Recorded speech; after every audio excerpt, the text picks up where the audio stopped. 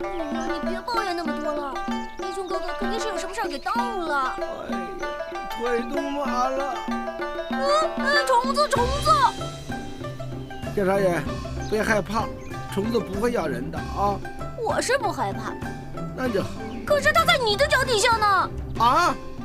哎，小少爷，你可别开这种玩笑，我最怕虫子了。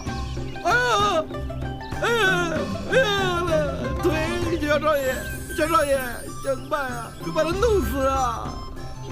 你撞树你就不害怕了，一撞它就死了。撞树？哪有树啊？你后面啊。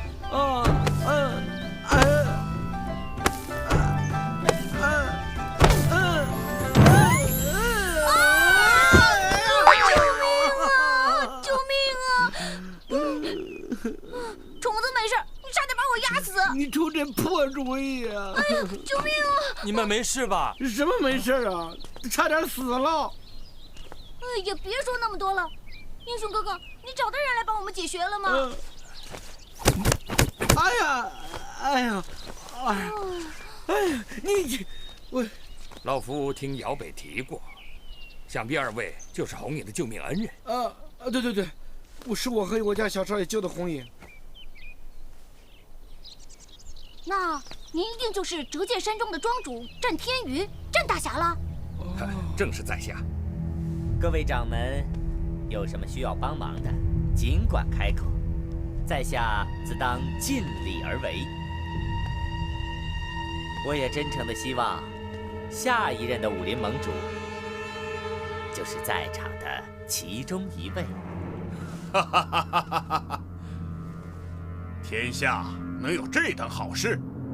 哼，说穿了，你是希望我们当上武林盟主，然后受你控制，从而控制整个武林，对吗？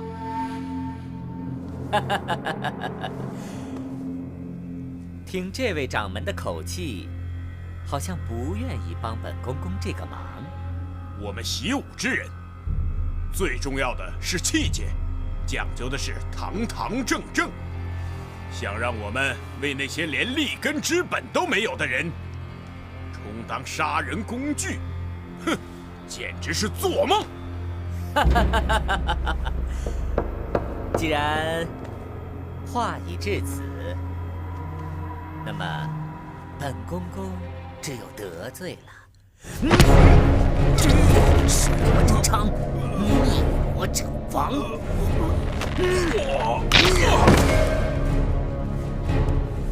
说实话，今天我也不想为难在座的各位。不过，这煮酒论剑的事儿，请公公放心，我等一定鼎力相助。来，祭拜你的爹娘吧。这坟里葬的是我的爹娘。你对过去的事完全没有任何印象。我也想想起自己的过去，可是我怎么想也想不起来啊。也许忘记过去，对你来说是件好事。可是我真的很想知道自己是谁。孩子，我不是不想告诉你，只是让你想起过去，反而会令你更痛苦。可是我实在不明白，马老大还有仁院老师想尽办法唤醒我过去的回忆，为什么您……你别多问了，你只要记住，你是我战天云最引以为傲的徒弟。我真的是您的徒弟吗？可是公公，折剑山庄的庄主战天云武功高强，他从未有过败绩。这煮酒论剑，他已经连续赢了好几届了。以我们现在的能力，想胜过他，简直比登天还难。你说的对，战天云是个武功高强的强者，可你别忘了，再强他也是个人，只要是人，就一定会有弱点。在下愚钝，请公公明示。你按我吩咐的办就行了，到时候你会明白的。师傅，这是各门各派掌门投来拜帖，他们已经明确表示愿意参加这次煮酒论剑的比武大会。回了他们，告知所有掌门人，老夫已经决定取消今年的煮酒论剑，而且折剑山庄以后再也不举办比武大会了。煮酒论剑这个词将永远在武林中消失。可是，之前我用您的名义广发了英雄帖，召集天下各路豪杰齐聚折剑山庄，以武会友。什么？所以，如果师傅您取消煮酒论剑大会的话，肯定会招来武林同道的不满，而且折剑山庄也会背上一个出尔反尔的骂名。大胆！竟敢趁老夫云游之际，冒名广发英雄帖！徒儿知错，徒儿不该未经师傅允许，擅自做主。可师傅，您天下第一剑的美名得之不易，而且凭空将武林盟主的宝座拱手让人，我不甘心。师傅，有人硬闯折剑山庄，还抢走了我和武师弟的剑呢！什么？哼！不懂得用剑，就别拿它来做装饰，很危险的。你是什么人？撒野也不找个地方！今天我就教训教训你！小北，老夫战天云，不知道阁下来我折剑山庄有何指教？找人比武，比武，恐怕要让阁下扫兴而回了。你也看得到，此地已经时过境迁，连山庄的名字都改为折剑山庄，而老夫也不轻易跟人家论剑。战大侠一代英豪，无名也非常钦佩，怎么敢跟您论剑？我要找的是叶红影。红影。久闻战大侠光明磊落，我想您一定不会撒谎。此刻叶红影应该就在折剑山庄，您不会否认吧？没错，红影确实就在我折剑山庄。那就请战大侠成全，让我与叶红影见上一面。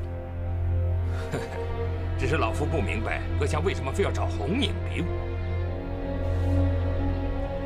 与叶红影一分高下，是无名此生的愿望。恐怕要让阁下失望了。失望？什么意思？因为现在的叶红影，已经不是从前的叶红影了。剪刀石头布。哎呀，我说你每次怎么都输啊？你脑袋里装的是什么呀？豆腐啊？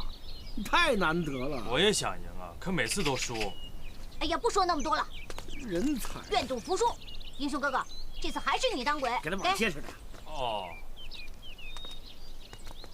你们藏好了没有？我们躲好了，你来抓我们呀！他就是叶红影。是的。你也看得见，如今的红影已丧失了记忆，他的言行举止就好像是个6、7岁的小孩。不可能啊！这绝对不可能！事实摆在眼前，难道阁下还不相信老夫所言？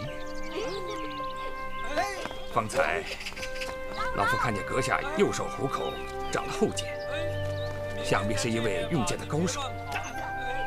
如今红影已丧失了武功，你就算与他比武胜出，恐怕也是胜之不武吧。战庄主，请放心，我不会趁人之危的。阁下果然不失侠义本色。战庄主不必这么说。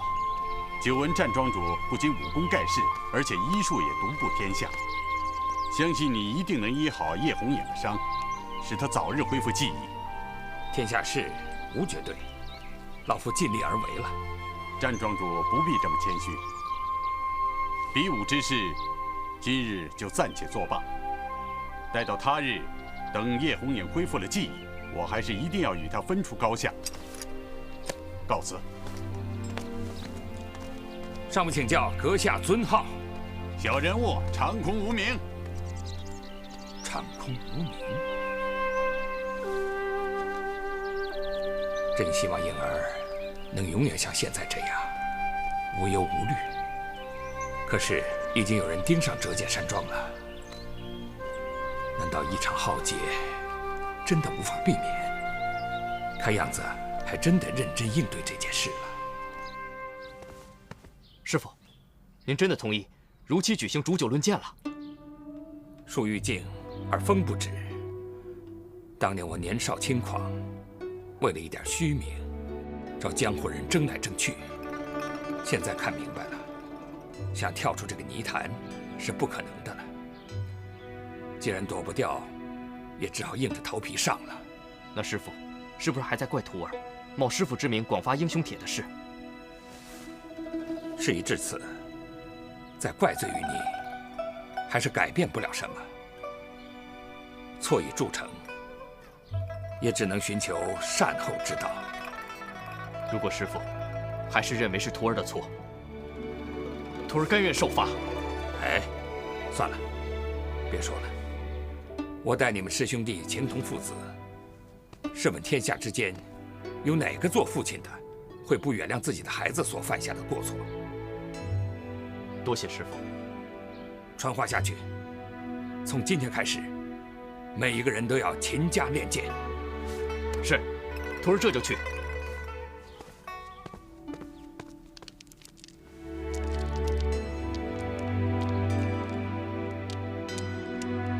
为了婴儿，我不得不重蹈覆辙，一错再错。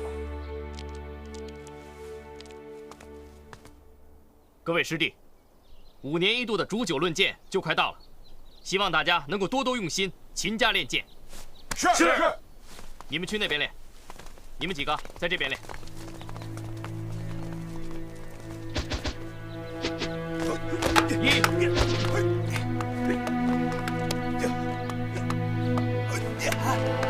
翻身。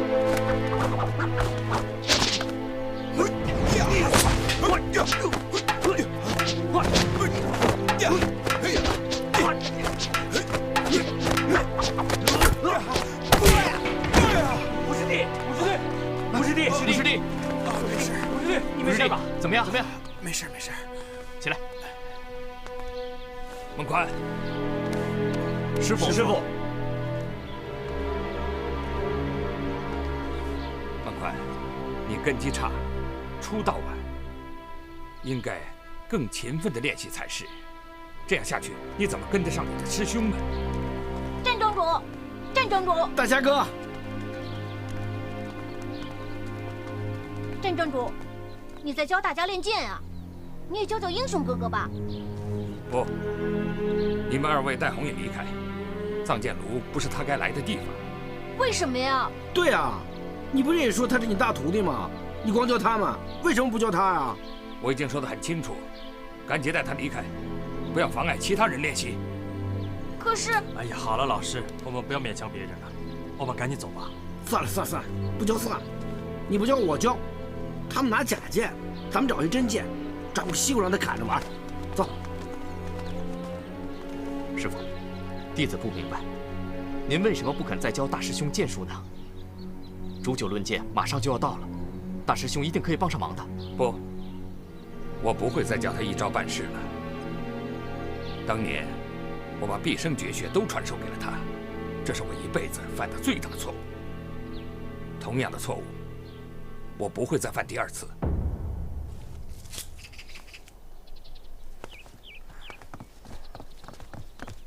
英雄哥哥，啊，你在干嘛？我在给这些树帮忙啊，你看他们都枯了，不剪不行啊。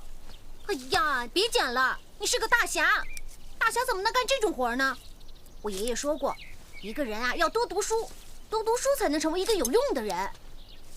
我现在什么都不会，怎么样才能成为一个有用的人呢？那怎么行啊？你不成为一个有用的人，我姐姐就会看不起你，不喜欢你。你姐姐啊？我认识你姐姐啊？你当然认识了，我姐姐啊就是冬晴姑娘啊。冬晴姑娘。哎呀，别剪了，英雄哥哥，今天啊我教你唐诗宋词，走吧。我背一首呢，你就跟着背一首。明月几时有，把酒问青天。明月几时有，把酒问青天。你专心一点儿。不知天上宫阙，今夕是何年？不知天上宫阙今夕是何年？我欲乘风归去，唯恐琼楼玉宇，高处不胜寒。寒蝉破茧。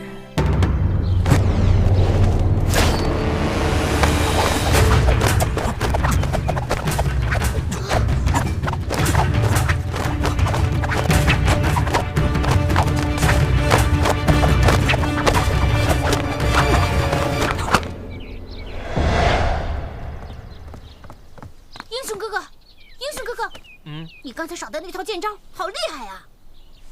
厉害吗？你是不是恢复记忆了？没有啊，我还是什么都记不起来。怎么可能呢？哎，你再耍一遍刚刚那套剑招给我看看。耍？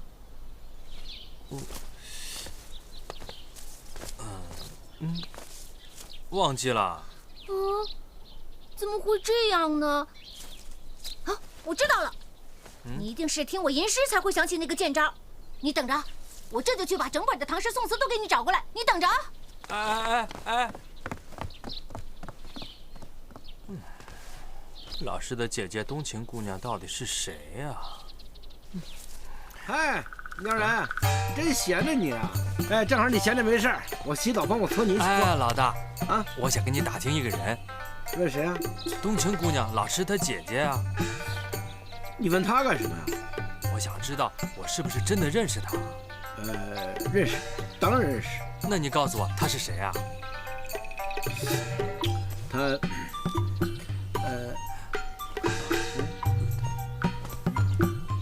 哎，干什么啊？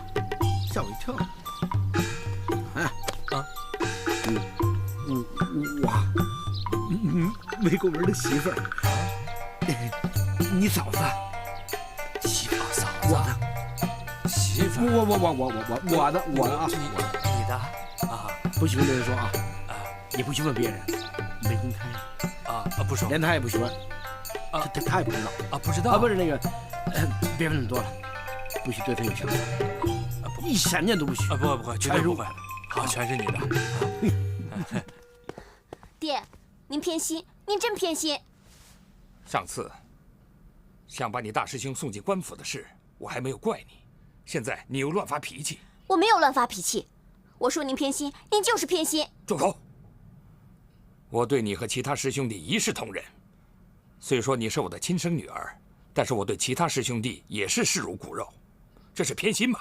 那为什么师兄们能去送回帖，我不能去？你任性冲动，让你出去，只会给爹带回一大堆的麻烦。我是个麻烦，那大师兄呢？我看他才是个大麻烦。总有一天，我们的山庄会毁在他的手里，我恨不得一剑杀了他。我不准你这样说。我要你记住，红影不是外人，他是你的大师兄。一个坏人比你的亲生女儿还重要吗？不用说了，这个事我心里有数。好，我不说，反正不管我说什么，您都听不进去。自从叶红影回来，您和二师兄都是这样对我，所有的人都是这样对我，我恨死叶红影了。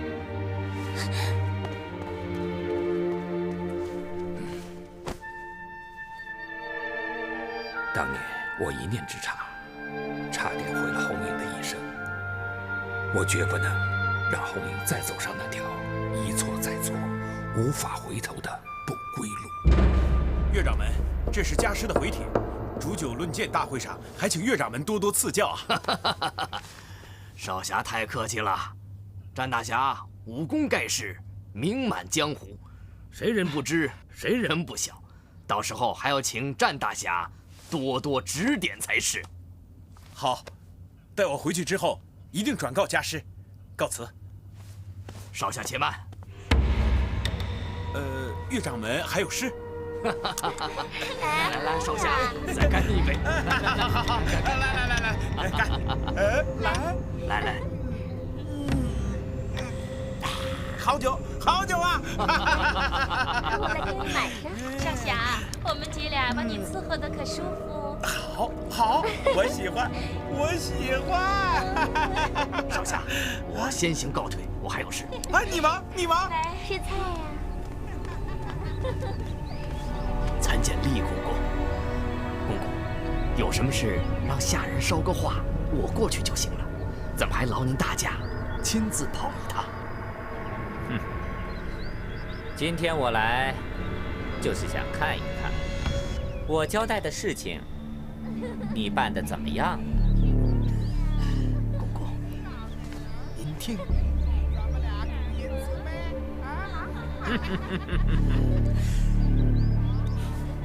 我早就说过，只要是人，他一定就会有弱点。家贼难防啊！战天云他就是再强，也必败矣。这干嘛？教你练剑啊！你忘了上次你一听我吟诗，就立刻想起那个剑招，所以我想再试试，看能不能帮你恢复记忆。我没忘，是你忘了吧？上回我们看大伙练剑，师傅不想教我剑术，还不准我看大伙练剑。准不准是他的事，练不练是我们的事。再说了，我们待在这儿又不去藏剑炉，你师傅不会知道的。再告诉你一点，做人不能死脑筋，记住了吗？大师兄，大师兄，你在这儿？你看见其他师弟了吗？啊，对不起，这位大侠，你说的什么师弟我没看到啊。大师兄，别叫我大侠，叫我名字，姚北，叫我江姚北。那不行。怎么不行了？你是他大师兄，你喊他名字是应该的。姚北哥哥，那以后你也别叫我小少爷了，别叫我的名字过人怨，人怨好吗？人怨说的有道理，咱们以后谁都不要客气了。对了，大师兄，我刚替师傅办完事回来，正好你也没事，指点一下我的剑术吧。让我指点你？是啊，大师兄，煮酒论剑没有几天就要开始了。哪个门派获得最后的胜出，他们就是下一任的武林盟主。大师兄，你要多指点指点我，我希望能够帮助师傅保住这天下第一的名号。你这畜生，给我起来！岳掌门，你这是？你还敢问我？我好生款待你，没想到你却做出这种禽兽不如的事情，竟然玷污了我的爱妾。看看你们这对狗男女！什么？老爷是他先勾引我的。嗨，我没有啊！你不能诬赖我呀！岳掌门，事实摆在眼前，还敢狡辩！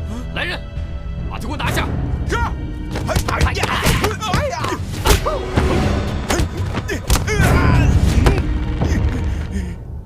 你误会了，其实我不是不愿意，而是我真的不知道该怎么指点你。哎呀，没关系，你不知道我知道啊，我会帮你的，你放心吧。哎，姚北哥哥，记住了，你可千万别手下留情，这样才可能帮着他想起以前所有的事情。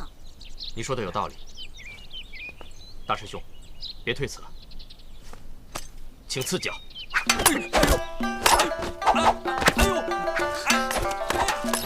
秦时明月盖世关，万里长征人未还。带水龙神飞将在，不是无马夺阴山。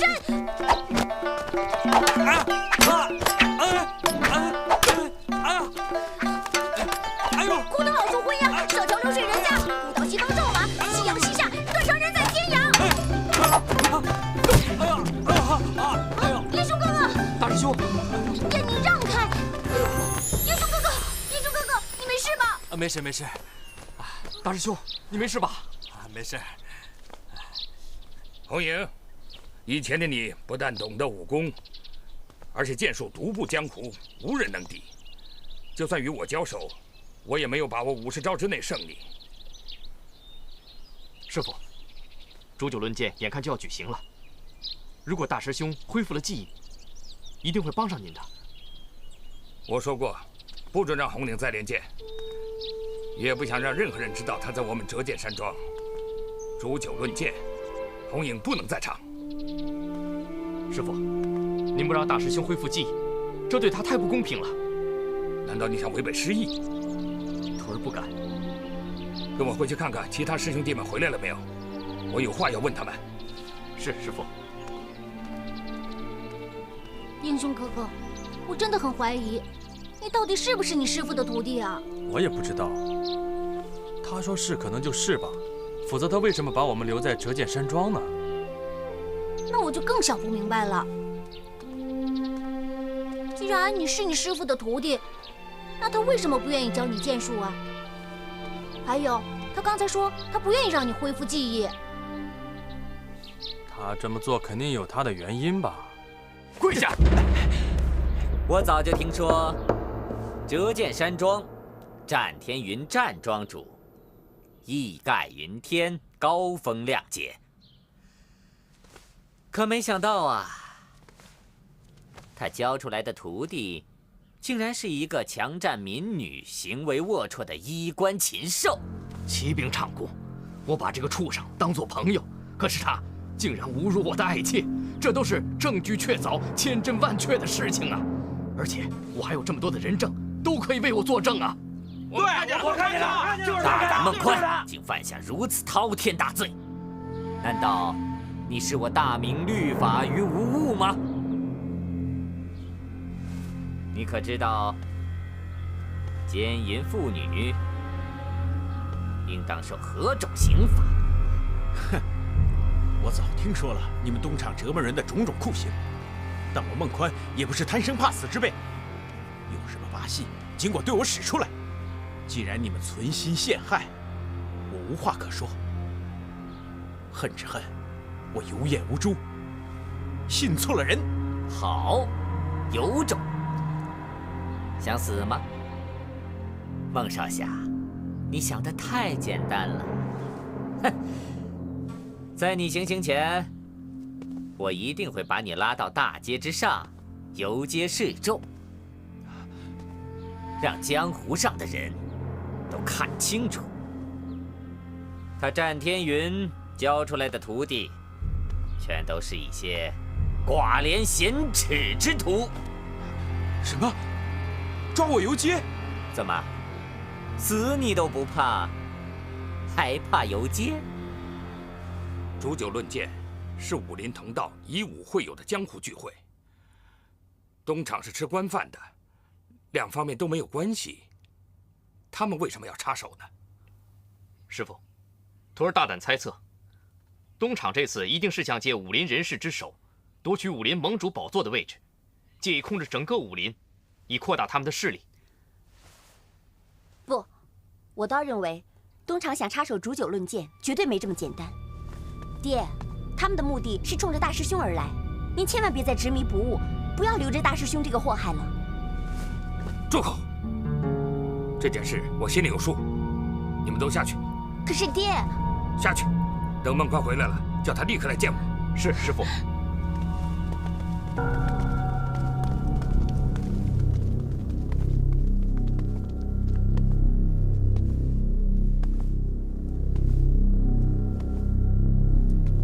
但愿灵儿说的不会是真的，否则折剑山庄定要面临一场无法挽救的灾难。不用说了，我宁愿一死，也不会让你们辱没了我的师门。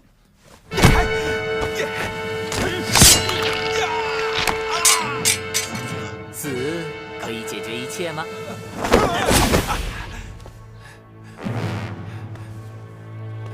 我会把你的尸体挂在人多的地方，当街示众。到时候，你师父照样会颜面丧尽，再也没脸在江湖上立足了。我和你的师父曾在朝中共事，说实话，我是十分钦佩他的为人。我真不愿意看到折剑山庄和你师父几十年的盛名毁于一旦，所以我决定给你一个机会，只要你愿意助我一臂之力，我保证不但替你洗掉罪名，还可保全你师父的威名，还有折剑山庄在江湖上的美誉。你想怎么样？非常简单，只要你在煮酒论剑的当天，想办法让你师父服下这包药。你想让我毒害我师父？先别忙着拒绝，凡事都要想清楚。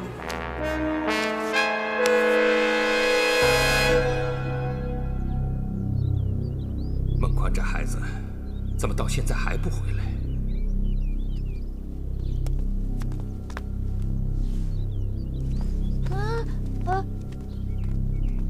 大丈夫无所不能对人言，偷偷摸摸的成何体统？站庄主，我们没偷偷摸摸的，是英雄哥哥想问你点事儿。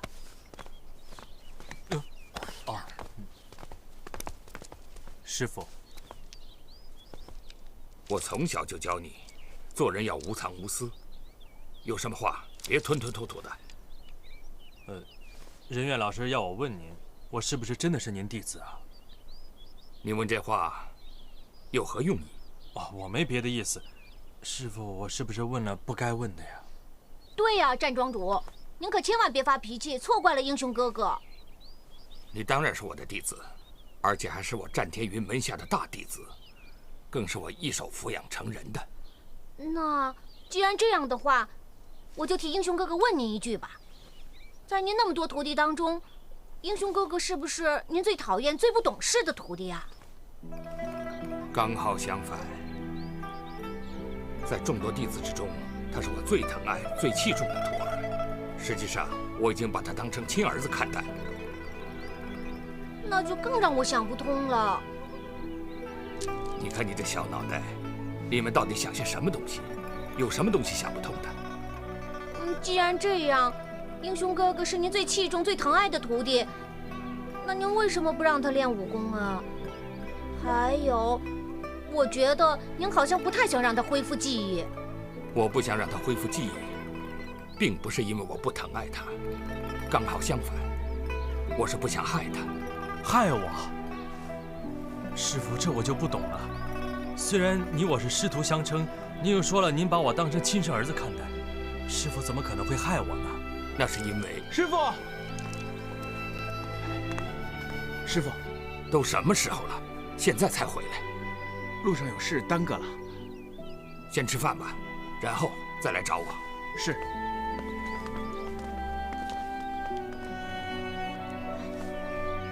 喂，你居然劝我放弃煮酒论剑！师傅，我从聚贤堂岳掌门那里已经打听到了，东厂确实打算插手这次的煮酒论剑大会。我是担心，这会对我们折剑山庄有所不利啊。为了担心这些，就放弃煮酒论剑大会？这个事情传出去，岂不成了江湖同道的笑柄吗？师傅，我听说朝廷这次派出的是东厂的指挥使厉飞鸾，这个人诡计多端，阴险狡诈呀。是他？师傅，我真的担心。不用担心，为师自有办法对付。你先回去吧。是，师傅。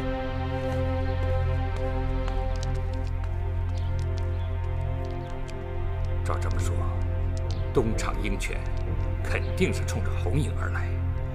厉飞鸾，此人心狠手辣，城府极深。他真要对付我折剑山庄，该会从何处下手呢？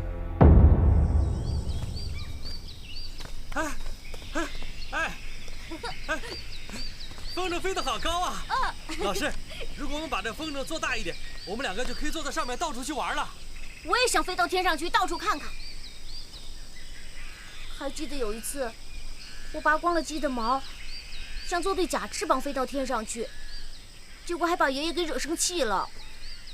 你想爷爷就应该回去看他呀。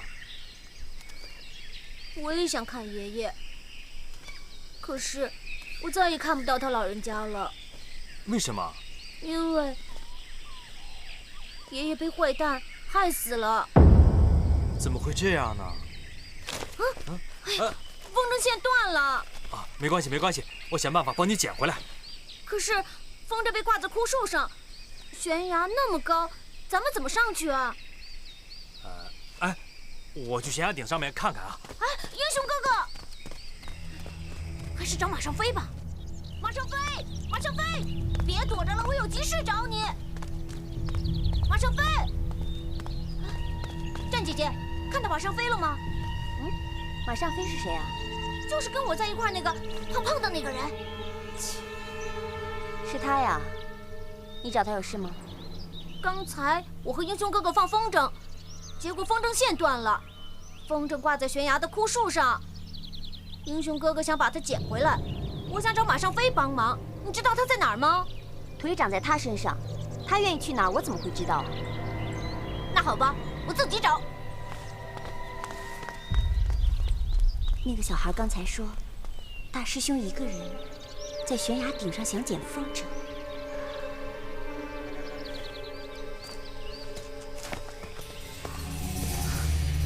大师兄在悬崖边捡风筝，他已经失去了记忆，忘记了我，万一摔下去，我得救他。大师兄，哎，小心呀！哎，战姑娘，英雄哥哥，危险！哎！任烨老师，老大。哎呦我的天！你以后出去时跟我们说一声好吗？害得我们俩满处找你，这多危险呀！战姐姐，你怎么在这儿啊？我不是你告诉我大师兄在这儿的吗？我是来帮他捡风筝的。耶，你还帮他捡风筝？你有那好心吗？你不整天想着办法要把他赶走吗？哎，你不会要把他推下去吧？你别胡说啊！我跟大师兄情同手足，他就像我亲哥哥一样，我怎么可能害他呢？对啊，老大，你别乱说，战姑娘没那么坏，她是想帮我，她怎么会害我呢？这可说不好。我呀看过一本书，叫《警世通言》，其中有个故事，好像叫庄子修古盆城大盗，是这么说的：生前个个说恩深，死后人人欲山坟，画龙画虎难画骨，知人知面不知心。少在我面前咬文嚼字，该说的我都说了，信不信由你们。翻脸比翻书都快。他和我们非亲非故，用不着理他。英雄哥哥，我们还是赶紧捡我们的风筝吧。可是那风筝卡在那半悬崖上了，怎么下去啊？你有办法吗？办法我倒是没有，不过我知道有一个人，他一定能。哎呀，乔少爷，别卖关子了，快告诉我，那人是谁？这个人啊，你不但认识，而且还跟他熟得不得了呢。什么？这折界山庄里除了你和他，我别人也不熟啊。不是别人，就是你自己呀。我？你不会让我飞下去捡风筝吧？你让我飞下去也行。你知道我不是想飞就能飞起来的。我知道，你啊，一定要遇上危险紧张的时候才能飞得起来。又想什么坏招了是吧？这次是蛇呀，还是炸屁股呀？说，我不怕。放心吧，这次啊，我绝对不会再做出那种卑鄙、肮脏、无耻、龌龊的事情来的。小少爷，别太谦虚，除了那样的事，你也不会干别的。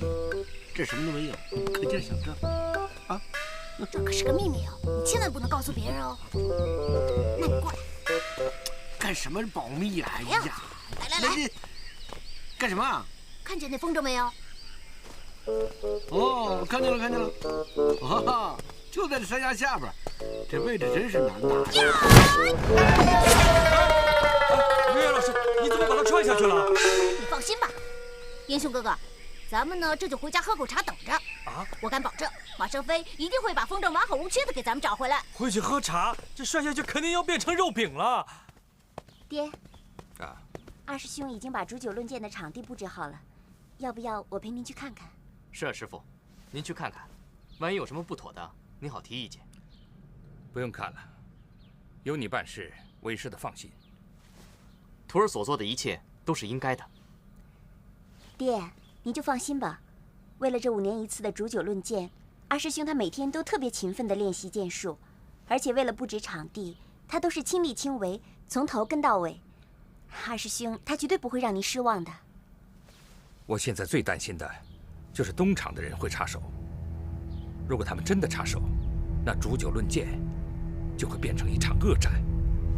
姚北，弟子在。你明天早上带领师弟们先行应战，到最后关头，由老夫来压后应付。如果我没猜错，东厂控制的那些走狗，他们会轮番上阵，用车轮战术。到了最后关头，那些高手才会出手。尤其是那个长空无名，老夫更不能掉以轻心。弟子明白了。姚北，为师最近发觉你懂事多了。前一阵子，为师云游四海，你把山庄打理得有条有理。这次煮酒论剑，你又让为师省心不少。呵呵，看来由你掌管山庄是指日可待了。多谢师傅夸奖，徒儿所做的一切都是应该的。好，明日你我师徒还要联袂上阵应战，早点休息吧。师傅慢走。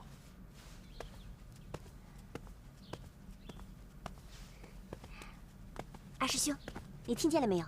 我爹说他要把庄主的位子传给你了。灵儿，不许胡说。谁胡说了？你没听见刚才爹还夸你呢。可是，要坐上庄主这个位子，一定要大家都认同才可以。那就更不用担心了。论武功，论才学，哪位师兄弟能比得过你啊？而且这么多年了，师兄弟们对你佩服的都是服服帖帖的。这话你说过头了。大师兄无论是武功才学，都在我之上，我自叹不如。况且，在所有师弟的心目当中，他才是不折不扣的大英雄。就算他武功才学再高，还是个不折不扣的大英雄，那也是以前的事了。现在的他连自己是谁都不知道，他凭什么跟你比啊？灵儿，不许这么说大师兄。好，你不让我说，我就不说。反正我刚才听爹说了，这庄主的位子一定是你的。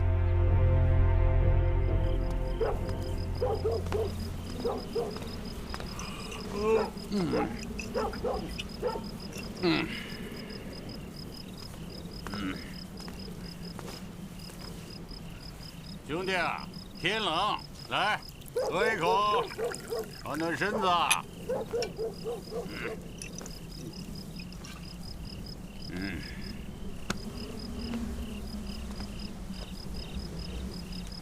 啊！长空无名，我家主子想见你。哼！既然知道我叫长空无名，就该知道，不是谁想见我就能见得着的。你太狂妄了！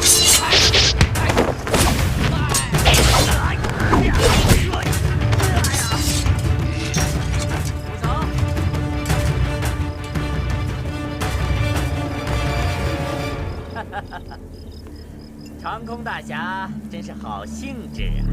一个人在这冷风凛凛的街上陪乞丐喝酒。既然大侠有如此雅兴，何不到在下寒舍小酌两杯？我不认识你，为什么要请我喝酒啊？啊？你到底是谁？大侠切莫误会了，在下绝无轻蔑之意，只是想和大侠交个朋友。没这个必要。难道长空大侠宁愿与乞丐交朋友，也不愿与在下把酒言欢吗？起码乞丐不害人，可有些人难说啊。大侠莫非担心在下有害人之意？这可就是大侠你太多心了。见了东厂长工，你还敢如此傲慢无礼吗？原来你们是东厂的人，难怪你们能够找得到我。大侠说的没错，我们东厂想找的人，还从来没有找不到。而且在下非常清楚，大侠是江湖上1等1的高手，所以有件事情想找大侠合作，可以吗？合作？不必了。可是，在下可是奉了9000岁之命，大侠轻易就被推脱了，恐怕不太好吧？9000岁。权倾当朝的9000岁魏忠贤魏大人，你不会不知道吧？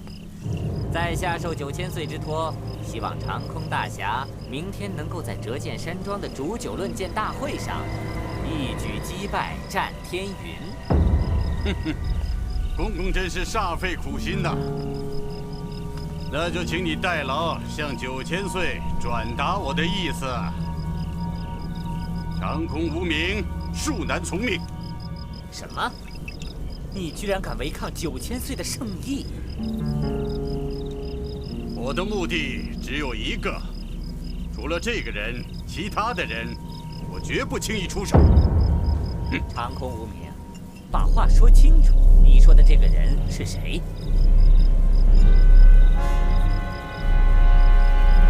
真姬营第1杀手叶红影。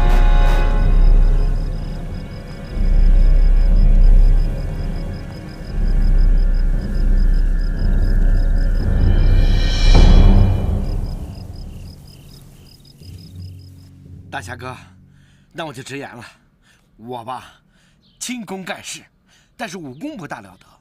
我可以做到像小鸟一样在天空自由地飞翔。那跟你求我救你有什么关系？别急，大侠哥。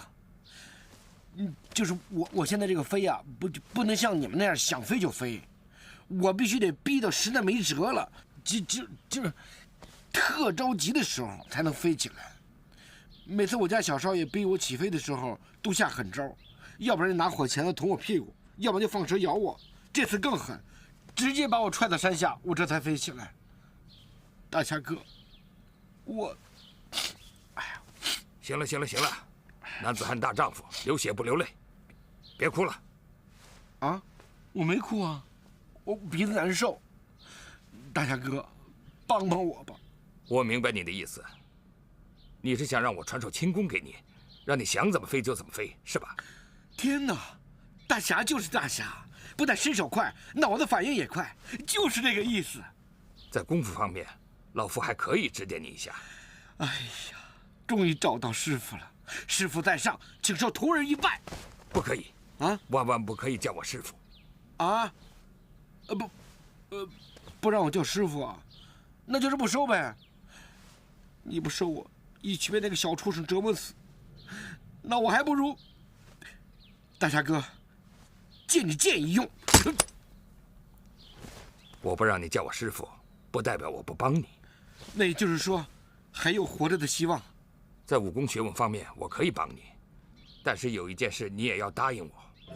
不是我答应，是您吩咐。好，明日你要紧紧盯着红影，不要让他在我们的比武大会上露脸。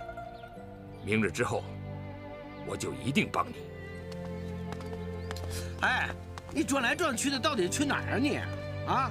老大，我已经跟你说了好几次了，我就是想来厨房煮碗粥，你为什么老盯着我呢？盯着你？你有眼盯着你？是你师傅非让我盯着你，看着你。为什么？为什么？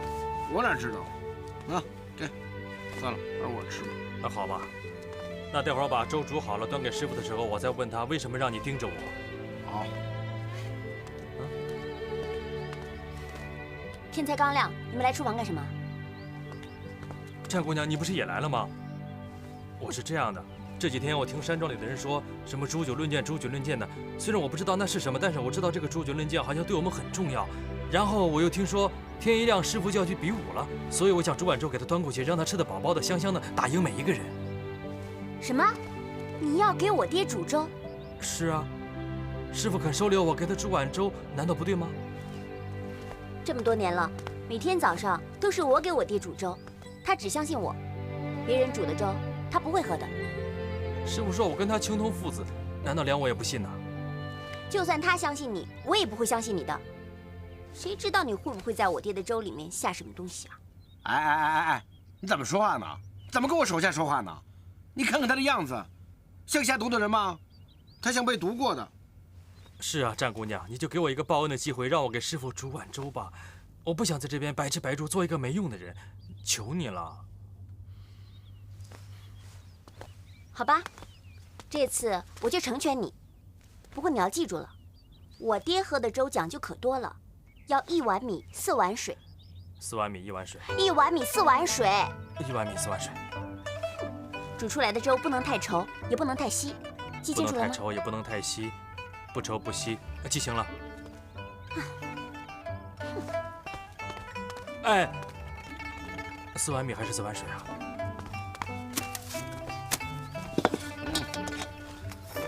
哎呦，干什么啊？老大，你干嘛盯着我？我在忙呢。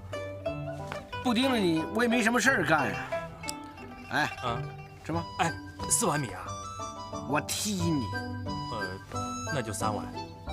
我还踢你。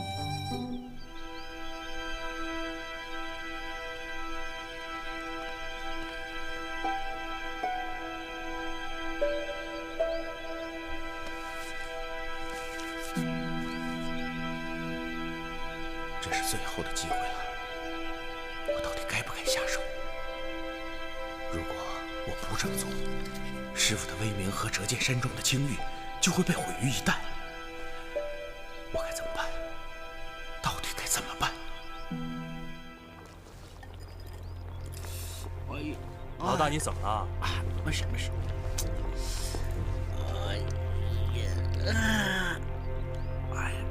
你肚子疼啊？刚才吃那橘子吃的。橘子？哎，幸亏我没吃。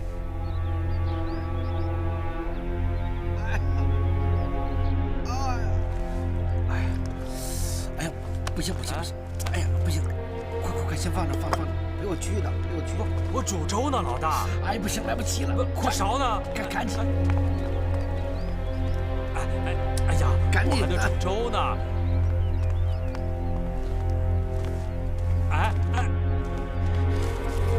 错过了这一次，就再也没有机会了。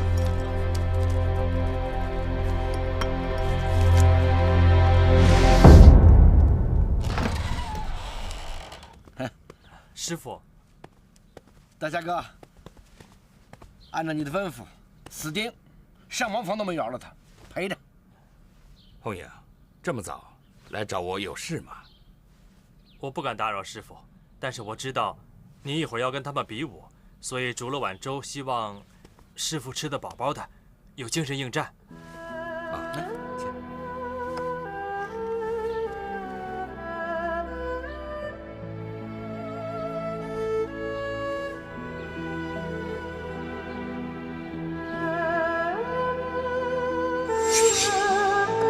红影，师傅煮了1碗粥，来，趁热喝吧。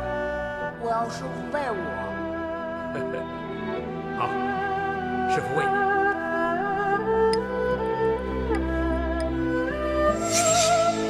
这是我生平第一次这么害怕，但是该来的终究还是要来。能不能再见到黄昏的日落，就看今天这一战。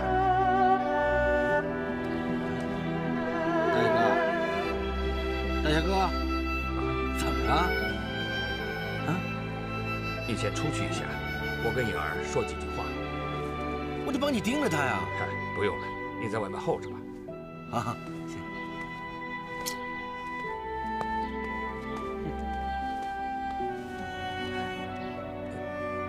师傅，你怎么了？是不是我惹您生气了？哼，不，你没有惹我生气，只是这碗粥让我回想起很多很多的事情。这碗粥让师傅想起了什么呀？父子情，你我之间永远无法割舍的父子之情。颖儿，今天这碗粥，对为师来说，它的意义何其重要，你明白吗？我不明白。你我师徒10年没见面，这次是我第一次真正感觉到你颖儿回到了我身边。你长大了，你长大了。在师父的眼里，不管什么山珍海味，绝对比不上这碗粥。你亲自给师父煮的这碗粥。启禀师父，各位掌门应该陆续都到了，有请师父到藏剑炉迎接各位掌门。别急，我要先喝完这碗粥，你先退下。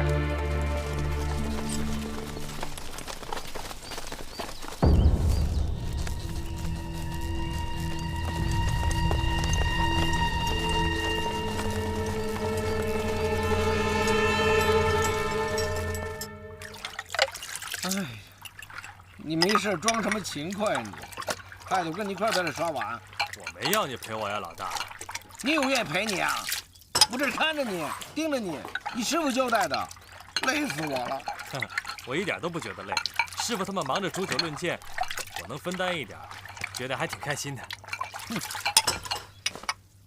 你呀，傻以前是耍剑的，傻以后呢是犯贱。你别说，你在剑字辈里排名挺靠前的。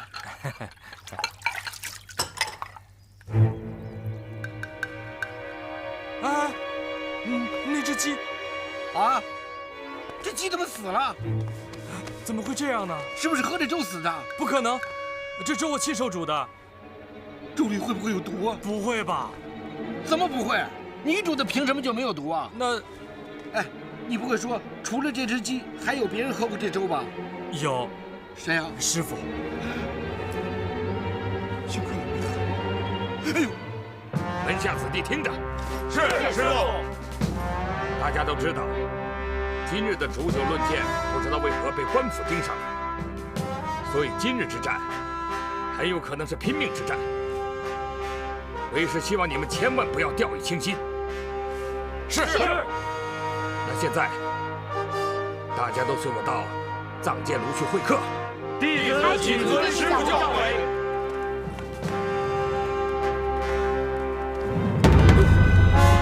师傅，您怎么了？师傅怎么了？师傅怎么了？师傅，快扶我坐下。师傅，来。爹，您这是怎么了？脸色这么难看。我中毒了，而且是一种无色无味的剧毒。下毒的人是一个用毒的高手。怎么会发生这种事情？是谁想毒害师傅？就是，师傅，既然这样，就让我带着师弟们应战。灵儿，快扶师傅回房休息，设法为师傅运功疗毒。慢着，爹，您就别硬撑了。今日的煮酒论剑，还是让二师兄替您应付吧。是啊，师傅，您放心吧。徒儿就是拼了性命，也要替师傅保住天下第一剑和武林盟主的美名。不，传我的话下去，今日煮酒论剑，立刻取消。什么？师傅，您这么做，就不怕失信于天下各宗各派？您就甘心将天下第一剑和武林盟主的美名拱手让人吗？对方是有备而来，我们逞强应战，非但保不住天下第一剑和武林盟主的虚名，反而会给折剑山庄带来无法挽救的浩劫。可是师傅，照我的话去做。